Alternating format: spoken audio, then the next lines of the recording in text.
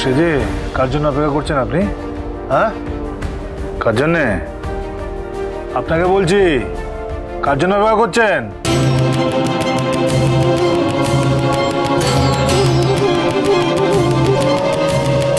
আর কোনো মোচ্ছব হবে না এখানে। খুলে ফেলুন, খুলে ফেলুন এসব সাজ। ওভাবে হুকুম করছেন কাকে?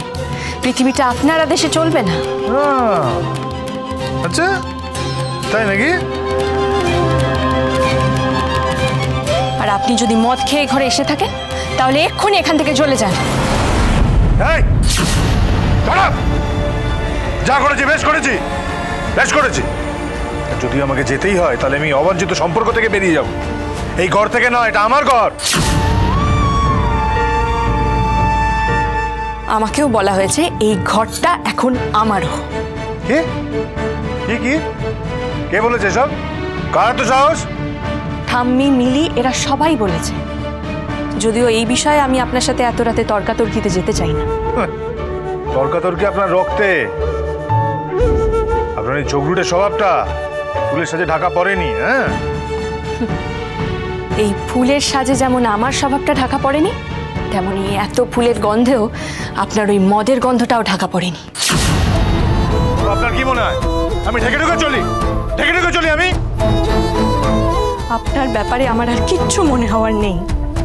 আপনি মদ খেয়েই ঘরে থাকতে পারবেন না, বাস।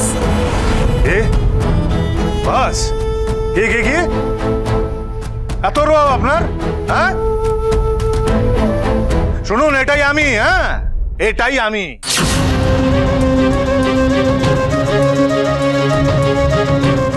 আমার আসল রূপটা দেখাবো বলেই আমি এইভাবেই এসেছি। আমার স্বরূপ দর্শন করালাম। বুক বাজিয়ে এসব কথা বলতে লজ্জা করছে না আপনার? কি ভাবেন নিজেকে আপনি? মহারাজ, মহারাজ ভাবে নিজেকে? আমি তো মহারাজ। আমি নিজের মর্জির মালিক। আমার জীবনটা আমি নিজের মর্জিতে চালাই।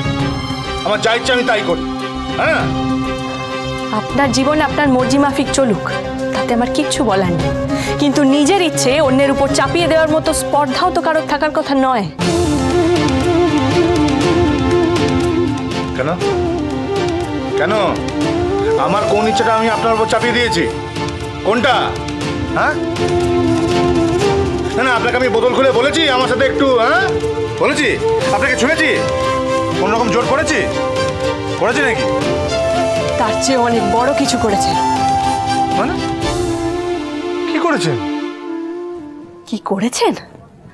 আমার জন্য সুপাত্র খোঁজার দায়িত্ব আপনাকে কে দিয়েছে? ও আচ্ছা, এই ব্যাপার। আপনি দেখেছেন?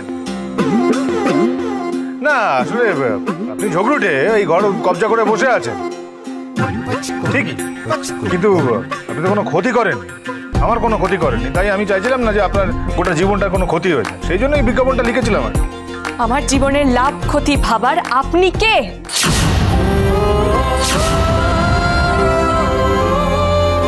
আপনি আমাকে বিয়ে করেছেন বলে ভাববেন না আমার উপর স্বামীর অধিকার ফলাবেন। মাথা খারাপ হয়ে গেছে আপনার? আপনার উপর আমি স্বামীত্ব ফলাতে যাবো কেন? কোন দুঃখে? ঝামেলা করে করে নেশাটা একবারে চটকে দিল, ফাটিয়ে দিল নেশাটা।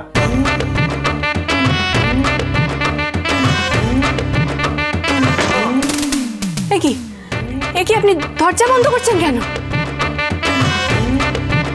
খুলে দিন, খুলে দিন বলছি। আপনি কিন্তু আমাকে চেনেন না, খুব খারাপ হয়ে যাবে বলে দিচ্ছি। বক বক করে মাথায় করে খেয়ে ফেল। বক বক বক বক। দরজা খুলে নেশা করা যায় নাকি? যায় না। ভেতরে পাগল বলে, আরে তুই বলিস নে কিছু। ভেতরে পাগল বলে, আরে তুই বলিস নে কিছু।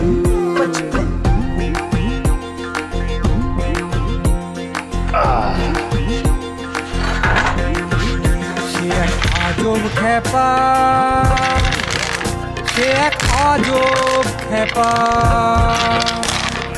ঢাকনা চুলে যা হচ্ছে তার যেই না হওয়া। তার মানে আপনি বাড়িতে বসেও মদ খান? হ্যাঁ খাই, খাই বাড়িতে বসে মদ খাই, তবে সবার সামনে নয়।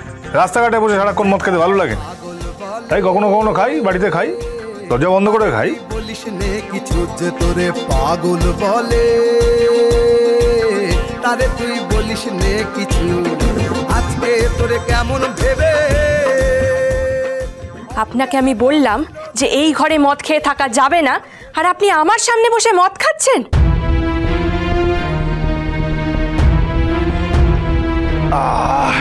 শুনুন, আপনাকে একটা সহজ কথা বুঝতে হবে। হ্যাঁ, ঠাম্মি বলুক, মিলি বলুক, বাবা বলুক, যেই বলুক যে এটা আপনার ঘর, আদৌ এটা আপনার ঘর নয়, এটা আমার ঘর। এটা হলো মহারাজের শয়নকক্ষ, বুঝলেন? এখানে যেটা আমি চাইবো সেটাই হবে।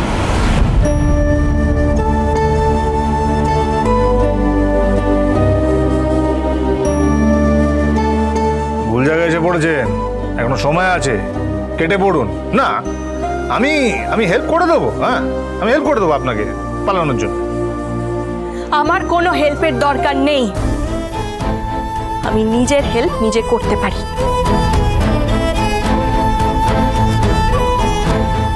বেশ, তাহলে তাই করুন।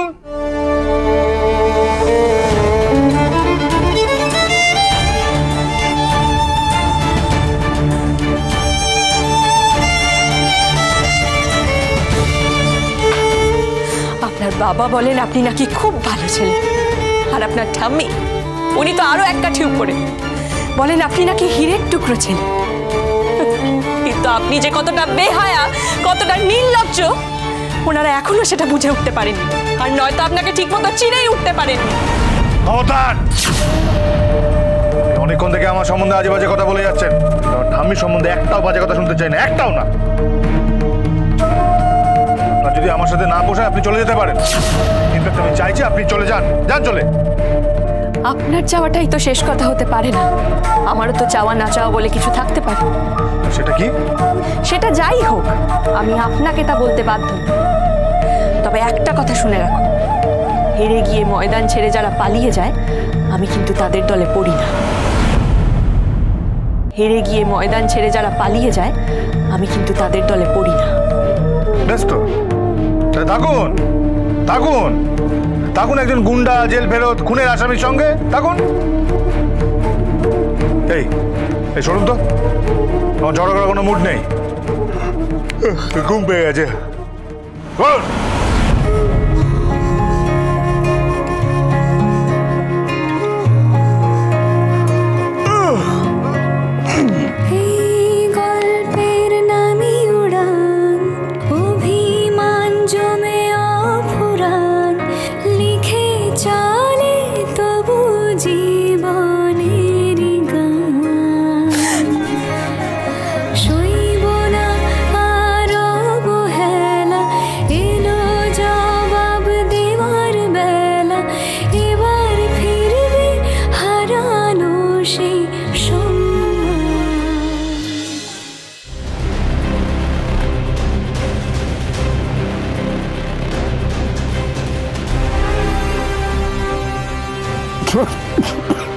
আরে দেখ, বিষম খাচ্ছে, যেন বাড়ির লোক এখন ওর কথা ভাবছে।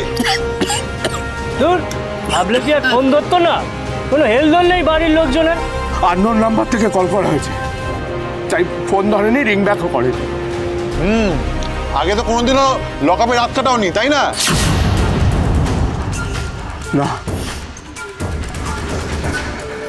জানি না কোন পাপের শাস্তি পাচ্ছি।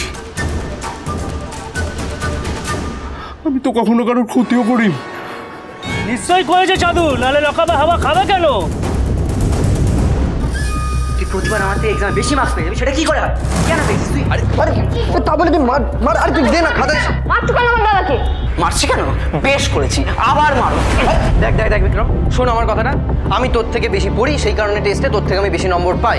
এরপর কিন্তু তুই আর বাড়াবাড়ি করবি না। তুই যদি আমায় মানিস, আমিও কিন্তু তোকে মারবো। তোর থেকে আমার গাড়ি জোর বেশি। না মার মার, আমাকে তোকে মার, তোকে মারতেই হবে।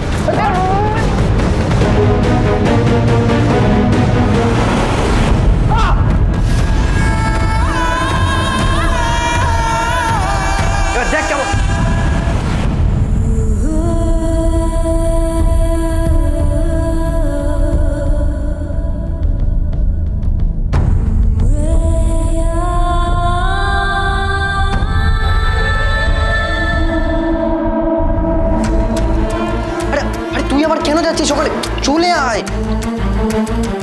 বিক্রম দাদা, বিক্রম দাদা, বিক্রম দাদা, বিক্রম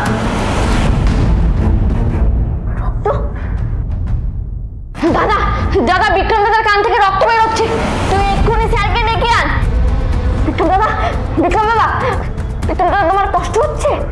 বিক্রম দাদা, বিক্রম দাদা, কি হয়েছে? পড়লো কি করে? মনে হচ্ছে সিঁড়ি থেকে পড়ে গেছে। এই তুমি ঋগ্বেদ মুখার্জি না? ওকে পড়ে গেল কি করে? হ্যাঁ,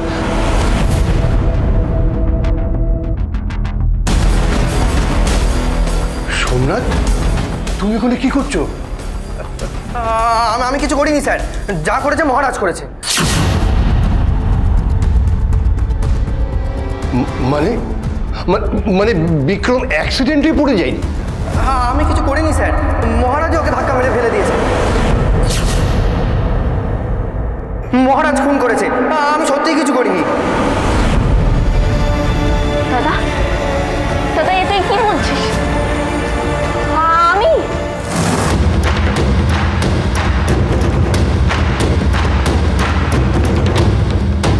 কি ভাবছো সাধু?